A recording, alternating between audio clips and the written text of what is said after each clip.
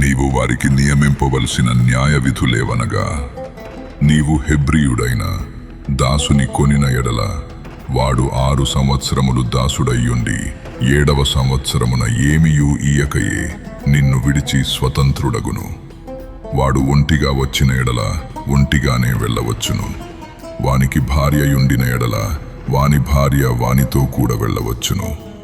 వాని యజమానుడు వానికి భార్యనిచ్చిన తరువాత ఆమె వాని వలన కుమారులనైనను కుమార్తెలనైనను కనిన ఎడల ఆ భార్యయు ఆమె పిల్లలును ఆమె యజమానుని సొత్తగుదురు కాని వాడు ఒంటిగానే పోవలెను.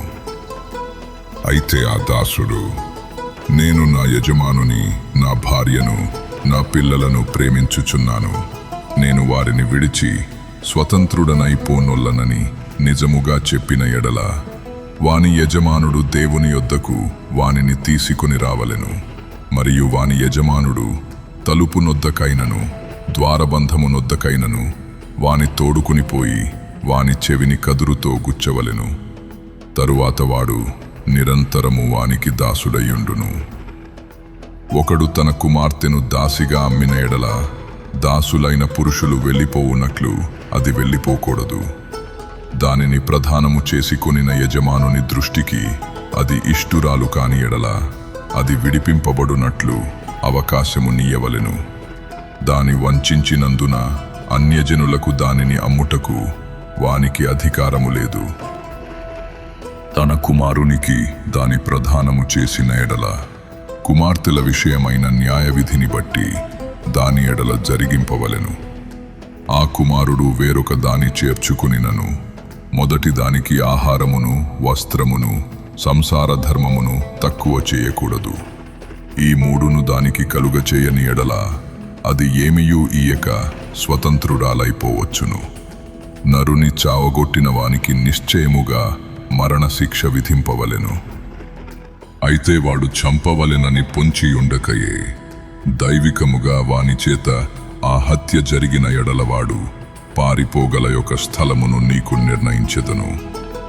అయితే ఒకడు తన పొరుగు వాని మీద దౌర్జన్యముగా వచ్చి కపటముగా చంపలేచిన ఎడలవాడు నా బలిపీఠము నాశ్రయించినను వాని లాగివేసి చంపవలెను.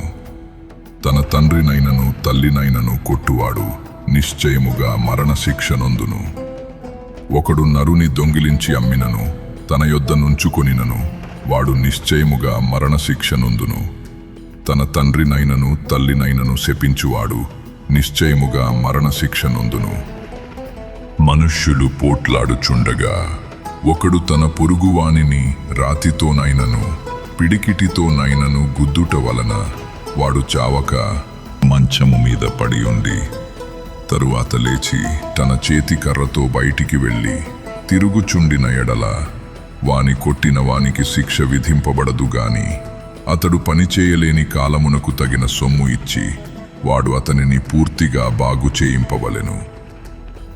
ఒకడు తన దాసుడైనను తన దాసి అయినను చచ్చునట్లు కర్రతో కొట్టిన ఎడల అతడు నిశ్చయముగా ప్రతి దండన నొందును. అయితే వాడు 1-2 దినములు బ్రతికిన ఎడల ఆ ప్రతి దండన అతడు పొందడు, వాడు అతని సొమ్మే గదా. నరులు పోట్లాడుచుండగా గర్భవతి అయిన స్త్రీకి దెబ్బ తగిలి ఆమెకు గర్భపాతమే గాక మరి ఏ హానియు రాని ఎడల హాని చేసినవాడు ఆ స్త్రీ పెనిమిటి వాని మీద మోపిన నష్టమును అచ్చు కొనవలెను. న్యాయాధిపతులు తీర్మానించినట్లు దాని చెల్లింపవలెను. హాని కలిగిన ఎడల నీవు ప్రాణమునకు ప్రాణము, కంటికి కన్ను, పంటికి పళ్ళు, చేతికి చెయ్యి, కాలికి కాలు, వాతకు వాత, గాయమునకు గాయము, దెబ్బకు దెబ్బయు నియమింపవలెను.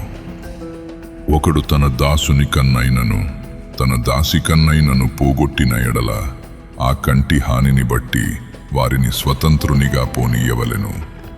వాడు తన దాసుని పల్లైనను తన దాసి పల్లైనను ఊడగొట్టిన ఎడల ఆ పంటి నిమిత్తము వారిని స్వతంత్రులుగా పోనీయవలెను. ఎద్దు పురుషునైనను స్త్రీనైనను చావపొడిచిన ఎడల నిశ్చయముగా రాళ్లతో ఆ ఎద్దును చావకొట్టవలెను. దాని మాంసమును తినకూడదు, అయితే ఆ ఎద్దు యజమానుడు నిర్దోషియగును.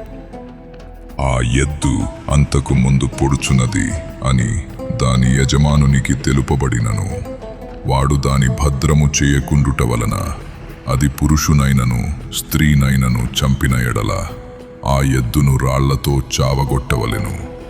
దాని యజమానుడు మరణశిక్ష నొందవలెను.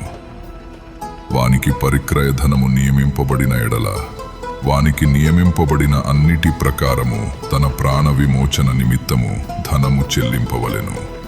అది కుమారుని పొడిచినను కుమార్తెను పొడిచినను ఈ విధి చొప్పున అతడు చెయ్యవలెను. ఆ ఎద్దు దాసునినైనను దాసినైనను పొడిచిన ఎడల వారి యజమానునికి 30 తులముల వెండి చెల్లింపవలెను.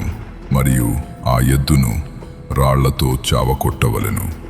ఒకడు గోతిమీది కప్పు తీయుట వలన లేక ఒకడు గొయ్యి త్రవ్వి దాని కప్పకపోవుట వలన దానిలో ఎద్దైనను గాడిదయైనను పడిన ఎడల ఆ గోతి ఖామందులు ఆ నష్టమును అచ్చుకొనవలెను. వాటి యజమానునికి సొమ్ము ఇయ్యవలెను. చచ్చినది వానిదగును.